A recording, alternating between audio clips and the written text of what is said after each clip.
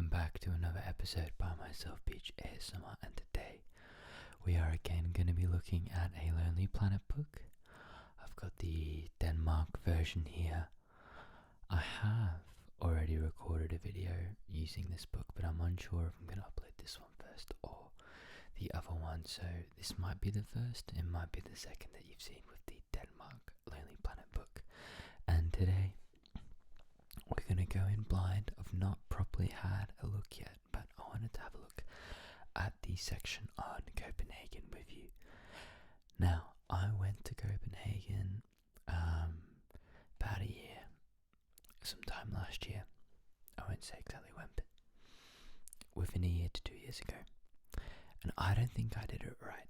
I had a wonderful time, don't get me wrong, but I left thinking I need to go back.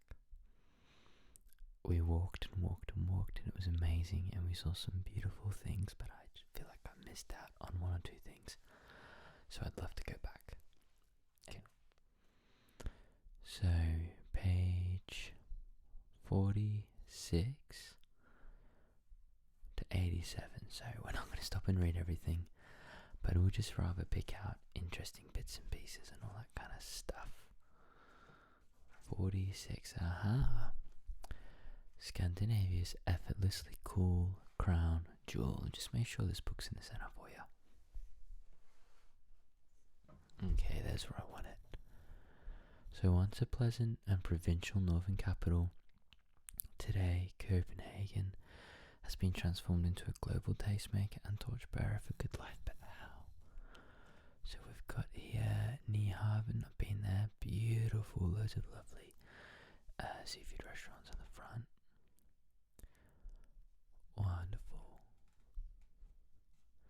So the main areas down here: central Copenhagen and the old city, Royal Copenhagen and the parks, Christianshavn and the inner harbour, Nørrebro and Østerbro, Vesterbro and Frederiksberg, and beyond Copenhagen. Okay.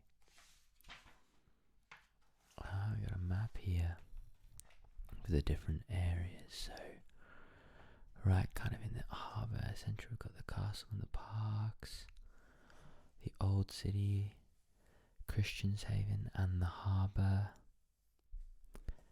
Vesterbro and Frederiksberg, Nørrebro and Østerbro, and then Upper Copenhagen. Just gonna have a sip of my coffee, my coffee.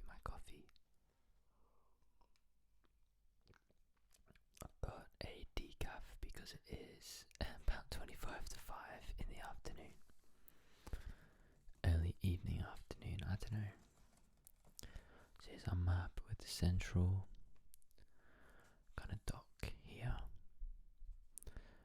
It's pretty easy to get around. When we took the metro from the airport. It was the cheapest and quickest way. Okay. Oh, so there's some different itineraries. So actually, I needed this book when I went because it has itineraries. Amazing. So the art, there's a beach. Wow. Very cool.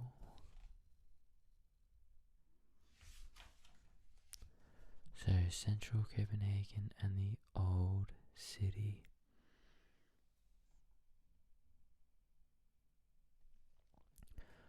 Okay, so this is the Carlsberg Glyptotek,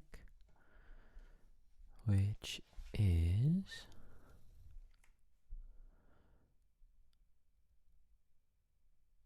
it's based on the private collection of the guy who invented Carlsberg beer. No way. Got the vegetable market. And there's all sorts of activities here, including Tivoli Gardens.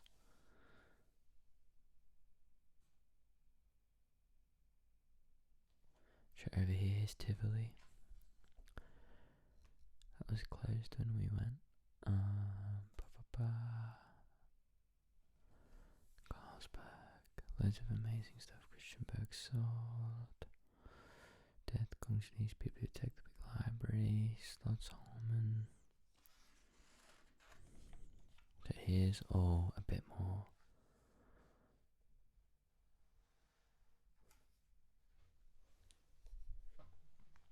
So, one thing that I didn't see because it was closed, but I would love to go back and see, is Tivoli. So I'll read you a bit about Tivoli. One of the world's oldest operating amusement parks, Tivoli Gardens is exactly what you expect a Danish-designed amusement park to be. All the fun and fantasy, none of the tacky junk. Okay, a bit of the tacky junk, but still, it really is the prettiest amusement park you'll ever see. Guests can ride the century-old roller coaster, enjoy the Saturday evening fireworks, or just take in the storybook atmosphere. Free Ducks Rock concerts take place on the outdoor planning stage on summer Friday evenings, but these occasionally reach capacity, so go early. There's also the 1874 open-air pantomime theatre, with theatre and orchestra performances and heaps of places offering quality food and drink. It opens April to September, plus Halloween and Christmas.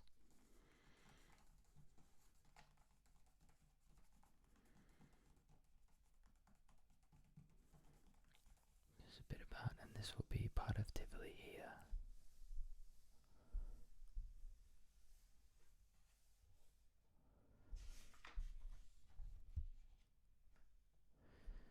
Cities and walking tours. You can kayak along the canals. That sounds amazing. So here's a walking tour from, looks like it takes you through Nijhaven, Kongens Martov, all the way around.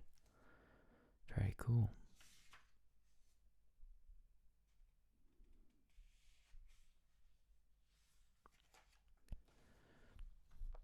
Stork Fountain.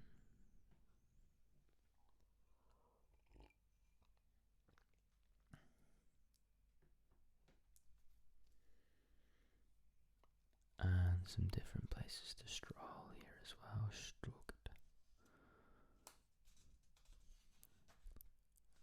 Been down Strukt. Okay, Royal Copenhagen and the park. So they have these huge, really lavish palaces in Copenhagen. Here's Nijhaven. This is where Hans Christian Andersen used to live, I believe. The famous story, the fairy tale author. And a map here.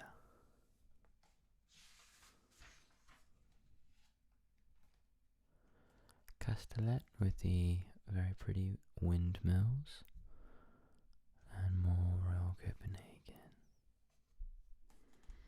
Some of the different parks and the pretty villages. So I've been to Nyborg, and it's so strange because you're in the middle of this huge, beautiful city, and then it's almost like you step into a tiny little village. Yeah, people still live there.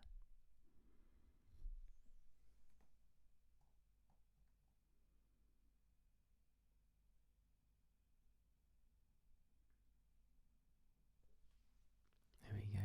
Military families it is.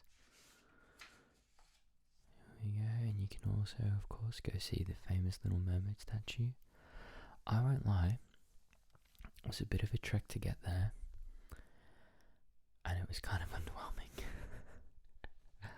I don't know, I feel like I could have done more with my time, but it was still cool. It was still very cool.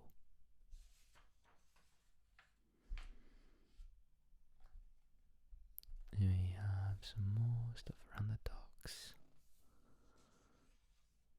Okay, Christianshavn and the Inner Harbour. From hippie haven to high culture. And there's Friesdags Christiana, so that was not too open when I went, but I wish I'd gone here. I think I need to do a trip when it's a bit nicer weather to Copenhagen. There you go. So here's Copenhagen, where you can see the city.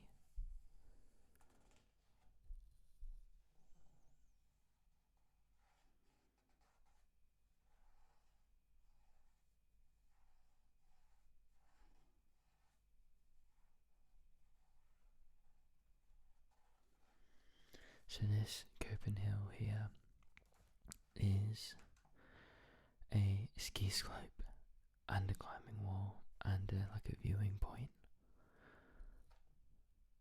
There we go. So Freetown, if you didn't know, is like an abandoned military barracks.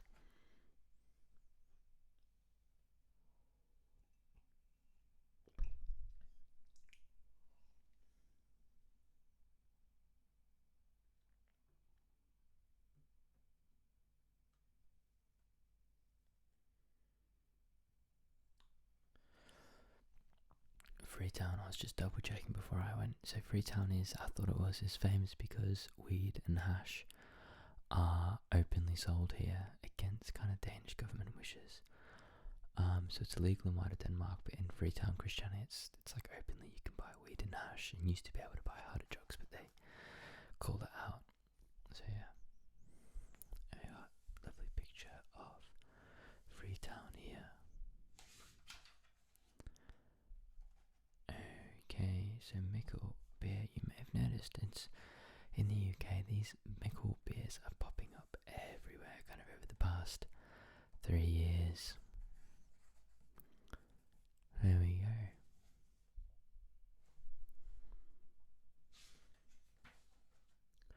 Alright. Norra and Österbro. The twin bridge neighborhoods of Norra and Österbro have been like siblings but live very different lives. Okay, so it seems like Norra is the arty one and Österbro is a bit more chilled out, but they still get on. What's this? The 700-meter Superkillen is a linear park and plaza running through the heart of Norra, connecting. That's cool. And then Nordhaven. So here's our map of Norra and Österbro.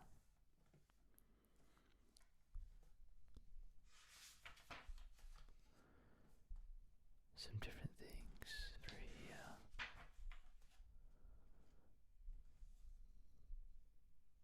So it seems like Österbro is quite affluent. Maybe home to Park and Stadium. Okay.